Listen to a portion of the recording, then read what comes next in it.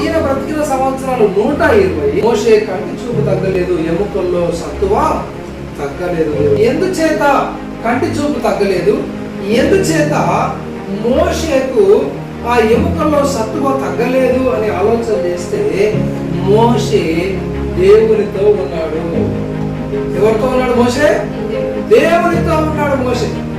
నీవు దేవునితో ఉండడం అలవాటు చేసుకుంటే, నువ్వు దేవుని దగ్గర కూర్చోవడం అలవాటు చేసుకుంటే, నువ్వు దేవుని సన్నిధిలో కూర్చోవడం అలవాటు చేసుకుంటే, నువ్వు ఆయన వాక్యంతో కూర్చోవడం అలవాటు చేసుకుంటే, నీ కంటి చూపు తగ్గదు, నీ ఎముకల్లో సత్తువ తగ్గదు, నీవు రోగాల పాలు కావు, నువ్వు బలహీనురాలివి కావు.